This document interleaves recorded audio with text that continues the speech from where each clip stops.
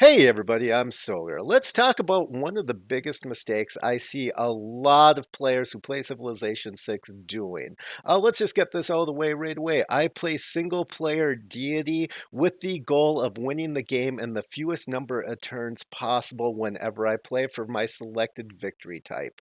If you play a more casual style or multiplayer, this information might not be useful for you, but if you are looking to play more efficiently and just play better, this is my opinion as somebody who wins the game in about the 150 to 180 turn range with no game modes. So, with all that out of the way, get rid of the heads up yields ribbon. I understand why people like to see it. It's really nice to see what everyone is making for science and culture and gold and all that. But it's no good. It does not help you. As a matter of fact, it hurts you. The reason I say this is every time you look at that ribbon, you're seeing that the deity AI is producing more science and more culture than you, and that's going to change the way that you make decisions more often than not. You're going to feel like you're behind in either science and culture if you are focusing on that victory type. Which, guess what? Yeah, you are. It's deity. They start with 3 cities and 200% to all yields. You're supposed to be behind. Don't make decisions on getting yields. Here is the truth about Civilization 6. Your yields are terrible until they are not. Your yields are absolutely just disappointingly bad in the early game. And if you go start trying to increase your science, all you're doing is hitting dead ends. What you need to be doing instead of throwing down a campus and trying to get your library as soon as possible because that deity AI is making 20 science and you're only making 10, you need to ignore that fact because the deity AI is supposed to be making more of those yields than you.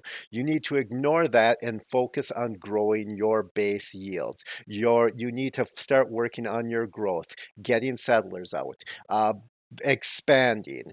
You need to be able to ignore the fact that you are in last place in everything. The world rankings, you should never be looking at the world rankings unless it's over turn 100. If you're playing deity civilization, here's the only thing you need to know: the deity AI wins on about turn 300. If you start getting to about turn 300, start worrying about their yields. Up until that point, worry about your own game. Whenever I was playing like shared seed competition games and people were very interested in like what my strategy for the game was, I knew I already beat that person because they were playing against me, not against the game. Do what's right to grow your civilization the fastest. That's why so often I say the best first district is a holy site. The best second district is either a harbor or a commercial hub. Now, I'm usually never playing a religious game, and there's no victory that's won by harbors or commercial hubs. But holy sites get you faith, which is a huge, one of the strongest currencies in the game overall, to buy civilian units for the first 3 eras and to buy great people, which help in every victory type. It is a huge currency for expansion. Uh, Trade districts, your harbor and your commercial hub, gives you trade routes, which on turn one of settling a city, if you have an open trade route available, you can get that trade route going and get +2 to +5 food per turn on turn one, which gets that population up. Now, I know I've said in the past, you don't want to grow your cities too much. You want about 7 population. That's correct, but you want that 7 population as quickly as possible. You want to get your districts out. So getting the religion, getting the gold per turn, getting the faith per turn, these are what's important. If you start focusing on how far behind you are in culture and science and start trying to address those before you have the actual tools to address it, you're going to hit a dead end. Building a campus is great. Yeah, it's awesome. You get between 1 and 6 more science per turn. but how does that help your civilization grow? Yeah, you unlock masonry faster, but you still only got one or two cities. If you're getting that commercial hub, you're growing up to your next district. The other thing is, okay, you build a campus, but how does that help you get more population? How does that help you get population in your future cities? How does that help anything? It doesn't. And the only thing you can do is build a library and then start fighting for great scientist points. With a theater square for a culture victory, the only thing you can do is build an amphitheater and start fighting for great writer points. Well, guess what? The AI is going to beat you to those great scientists and great writers off the start. Like that, it's a non-competition. If a culture civ like Russia or Greece is in game, they're going to get all the great writers before you can for the first 100 turns. On average, most civilizations default to science.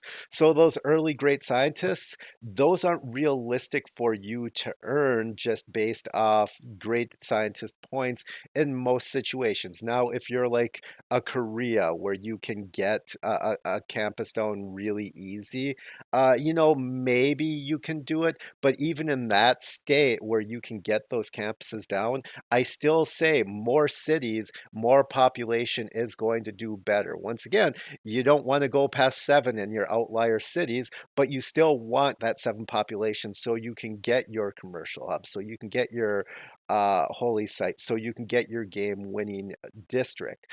Um, until you can start building universities, until you can start building art museums, which is right around turn 100 if you're playing no game modes, you don't need a lot of these districts.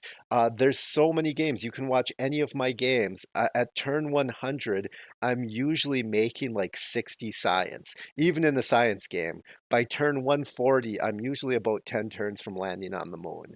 Uh, Once you can get the districts and actually get the buildings in it, then yeah, and then you can start running city projects. But if you're just building a campus that's going to get a library, and then for the next 30 turns, you're just sitting there waiting because there's nothing else to do, you haven't accomplished anything. So stop chasing those yields. I can't stress this enough, and I'm going to say it again. Your yields are terrible until they're not. Accept it. The deity AI is supposed to be ahead in science and culture. Focus on your game, not on their game. I hope you enjoyed this video. Please like and subscribe if you did. If you have anything that you'd like me to address, let me know in the comments and I'll talk about it for, I don't know, 5 to 7 minutes and slap it on YouTube. All right, thank you and have a good day.